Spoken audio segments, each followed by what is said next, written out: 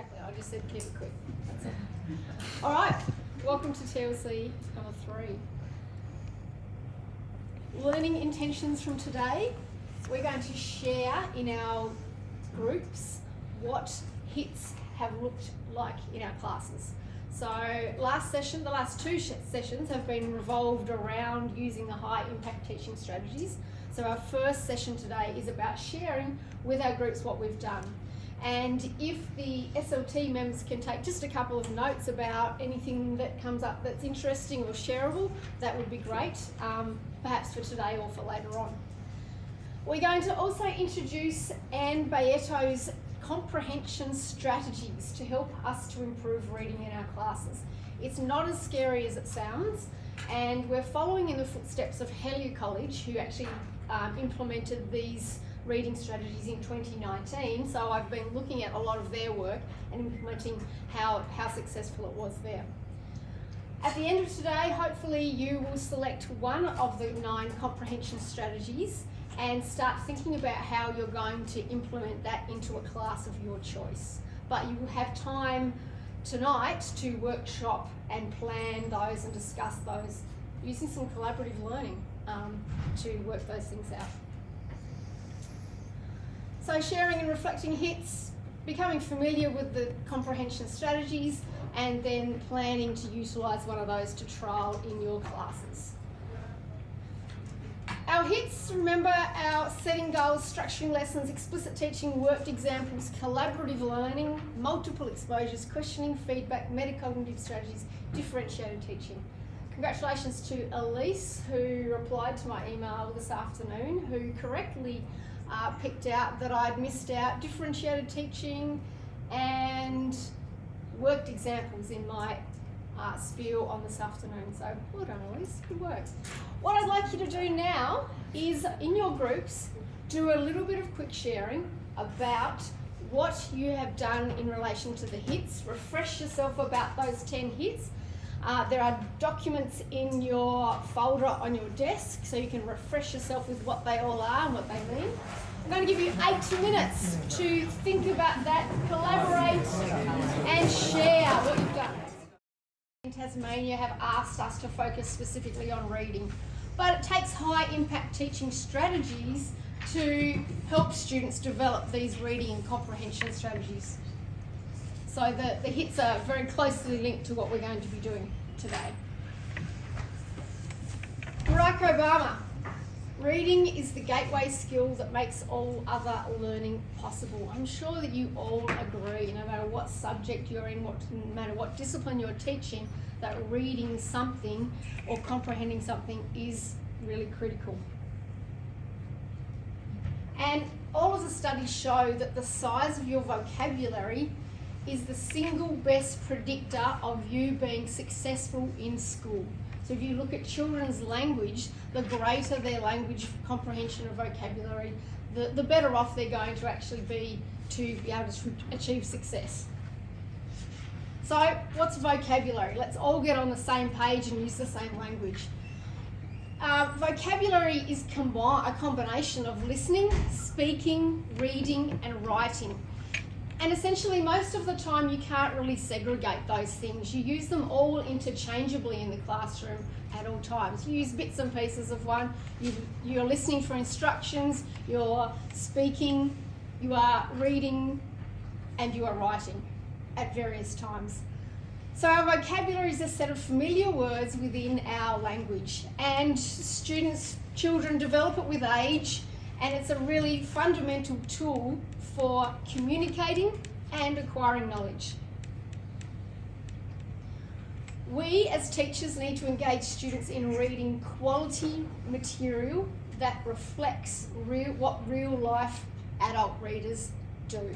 So when they leave here, we need to be setting them up for the best possible scenario after, to let them cope with what they're going to get in the real world. This is a real world problem. I was looking up a recipe last night, looking at how I would comprehend, I guess, this recipe. The recipe had 134 steps to start with. So So that's a lot to get through. Do you know who made this recipe? Otamendi. Any guesses? Marley Spoon? No, not Marley Spoon. Heston Blumenthal. His books are a nightmare. I didn't even get past the third page. But I think we can all agree that in the world of cooking, there are lots of terms that are very specific to the skills that are involved in cooking. So you would need to know what these words mean specific to the discipline. Combine, transfer, blanch, slice, infuse, pliable, reserve, sieve, crystallise, gradually, whisk, fold, pinch, beat, scrape, discard, remove, melt, strain, vigorously, emulsify, spread, foaming, pour. You need to know all of those words at least to figure out how to make that. Whip that up last You've been quite aroused. I did not whip that up. I don't have the patience for 134 steps. But you can see that terminology is really critical to understanding or comprehending what you need to do. Meet Anne Baetto. We're going to be using this lady's work. She says that comprehension is about understanding an author's message and responding to it. So, I did some research. If you're an independent, successful reader and you can comprehend what you're reading, what are you doing? So what makes you be able to comprehend what you're doing? There's about 12 steps. People who are good at reading are interested in reading. They presume they're going to understand. They've got a broad vocabulary and they know the meaning of many words. They recognise that there's different texts for different purposes. When they come and see each one of us, we have different texts and it forms a different purpose. They have different strategies to read different texts and they can effortlessly read many words. They realise when they don't understand what they're reading. So good readers know when they don't understand. They can go back and read it again. Or they might have a strategy, they've developed a strategy to work it out if they are having trouble. They know they're going to make errors, but they're optimistic. They select appropriate strategies when they don't understand, and they're persistent. If their first strategy doesn't work, they'll try something else. So, as discipline teachers, we all in our areas are keepers of the language of our discipline. Those students who don't get the language are locked out of understanding in the discipline. The size of your vocabulary is directly related to that comprehension. There are approximately 250,000 words in the English language, but the average adult's vocabulary to maintain everyday life is about 60,000 words. So, as a teacher, what can we do? We're going to use Anne Baetto's 9 reading comprehension strategies. Amy, Dana, Elise, if you'd like to pop up. We're going to explain each of these 9 strategies. The first one, as a teacher, we're going to connect to prior knowledge. It's like building the foundations before you put the roof on. It's like your Velcro. You want to stick the information that you give students to stuff that they already know. Keep it simple. Connect to things that they already know. Number 2, predicting. Elise. I start now? Yes.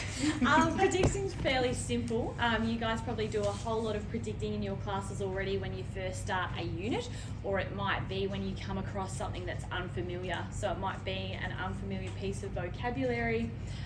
You might be starting a particular text and you might use predicting with your students so that they can use cues or clues to make predictions about what is in store for them or what the meaning of that is. So a really simple strategy you could use, particularly with visual literacy, might be a see, think, wonder, where you use clues from an image. So for example, I've done it with like Lady Liberty, in legal studies, and students go through that process of identifying what can they see, what do they think it means, and what do they wonder, so starting to question things.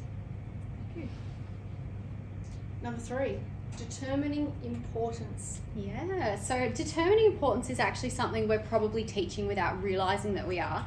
So basically this is about knowing how to identify the most important information within a text. So a good example of this is when we read and we highlight things in a text, that's determining importance, okay? Because the highlighting is the most important stuff that we need to understand. That's it. Thank you. Next one is visualizing. So visualising is something that's becoming increasingly more difficult for a lot of our students, and there's some really impressive research that's out at the moment talking about how when we were young and our parents or teachers would read us a novel, you could picture in your head like what you thought the magic faraway tree looked like, or what the face of Mr. Saucepan or whatever his name was, Mr. Pots and Pans. Whereas these days, because young people are so flooded with visual stimulation from screens, media, billboards, television, they are becoming less effective at being able to visualise things in their head. And that's really important for when they're trying to tell stories or relay information. So visualising is used a lot in games like Chinese whispers, because for one sentence to make sense to the next person, they've got to be able to actually visualise what that sentence means. And if they can't do that, then they're in trouble. Summarising. We all know what summarising is. It's taking the big picture of what you've just read and putting it into fewer words. So shorter words, your own summary, your own words. I'm sure most of us do that at some point in time in our classrooms. The next one is synthesising. So fairly similar to summarising, but a little bit more complex. And that's why you often will see on a rubric, summarising might be in that C range, and sometimes synthesising, I'm going to try not to mispronounce it, might be in that B or A range, and that's because it's taking multiple parts or complex sort of things from different sources and piecing it together. So it could be that you're taking your existing understanding, adapting it with new information, using those two things or two elements to piece together and create your own text. A technique that I use as a bit of a sort of thinking technique, I think it's a visible thinking technique, is a 3-2-1, and that might be more towards the end of your learning, where you have students identify 3 ideas or thoughts, 2 questions that they have, and then 1 comparison, metaphor, analogy, some sort of thought where you're connecting existing information or prior knowledge with this new understanding to synthesise and bring it all together. All right. Next one is called monitoring and clarifying. This one sounds scary, but it's actually really easy. And I've found in the past that monitoring and clarifying is actually probably the first thing you'll do when teaching any of the comprehension strategies. Basically, monitoring is just about having awareness when we're reading, particularly an awareness around why we might be losing understanding. So that's kind of like, as you're reading something, we've all been there where you've read, say, the same sentence about 5 times and you just go, why am I reading this for the 5th time? And often it's because of something like, oh, actually it's because I don't understand all of the terminology they're using. Or maybe something else. Maybe you're getting distracted because your phone keeps going off. Okay, that's monitoring. So monitoring, having an awareness of when you're losing meaning when you're reading. Clarifying then is literally just having strategies to overcome that issue that you've identified during your monitoring stage. So if the issue that you've discovered whilst monitoring is that you don't understand the words, maybe your way of clarifying your understanding is to actually go through, Google the words you don't understand and write the definition above them, and then all of a sudden you can understand what you're reading. Okay, if your phone keeps going off, and that's what's the issue when you've been monitoring, to clarify that, maybe you're going to turn your phone on silent or put it away. Okay, it's as simple as that. Cool. Second last strategy, we are using inferring. So inference is all in my world in the drama room, and it would be in a lot of subjects that are using creativity. So inferring is where you're getting meaning from the words that aren't said. So we're talking about subtext, the stuff, the meaning that sits below the actual words. So for example, I'm going to use you, Darren. I'm going to use a sentence and I'm going to say, the sun was rising as Darren's head finally hit the pillow. What time of the day is it? Oh, it's about 3 o'clock in the afternoon. But it doesn't Morning. say directly it's morning time, Yeah. but we know it's morning time because we're taking meaning from what we already know about when the sun rises to know that it's morning time. If his head has finally hit the pillow, there's a clue there to the reader about what's been going on in Darren's life, because the word finally suggests that there's been a long, lengthy delay in his head hitting the pillow. So inferring is taking understanding from what you do know and building the unknown stuff beneath it, the stuff that's not said but you know because of the clues that you've been given. And in theatre it can be as simple as a lighting technique that might suggest a time of the day, or the particular style of costume a character's wearing that tells you a little bit about their mood or their background. Those types of hidden clues. Oh, cool, that's The it. final one, while they're sitting down, is questioning, and we all use questioning in our classes. This might be using our mini whiteboards to check for understanding. So you've just given the students a task, hold up your mini whiteboard so you can then have a look at how much of that has actually sunk in. It might be using exit tickets as you leave to check for understanding, or asking questions more directly with your cold calling, etc. So we all know about that one. As I said, Hellyer College did this in 2019, and I'm about to show you 2 minutes of a segment of students who have been through this process, and then they are going to talk about what they actually gained from it and how they saw their teachers using it in the classroom.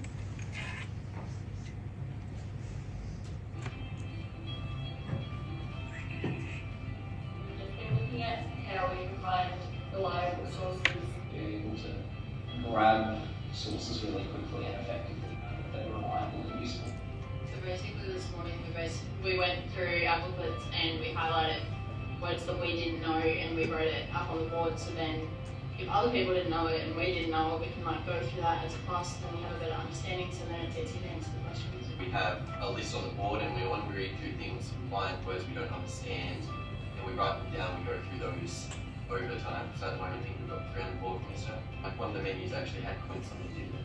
We did know what that was, we'll try that today. In words, making sure that they make sense, understanding the sentence that they are within. If it doesn't make sense to begin with, go back over a couple of sentences, try to get a gist of what the sentence could be, and thus like understanding the word. Like for instance, like there's in English language we have tip, and tip, like all 3 mean different things that in different contexts. So just give them information to find what's relevant and what we need and what we don't. Where she highlighted a bunch of information that she thought was important, and then on the back of that sheet was what she got from that information. She evaluated it a bit more, so she didn't have to read the whole thing. And then she got us to highlight the next section and then explain why. And we were in pairs, and each person had different perspectives. So it was just interesting how the individual takes information differently. We're doing an assignment at the moment on ancient Chinese dynasties, and we watched a video explaining the social hierarchy in ancient China. And before we watched that, we actually watched a video about 7 tips on how to summarize better.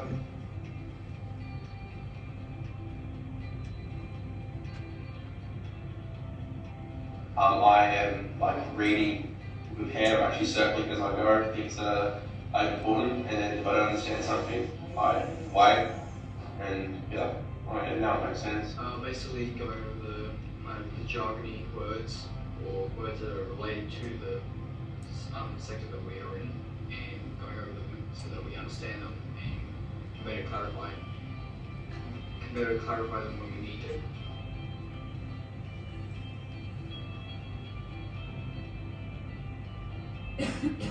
Yeah, it works. So help break down information to just find out what we need and what's known.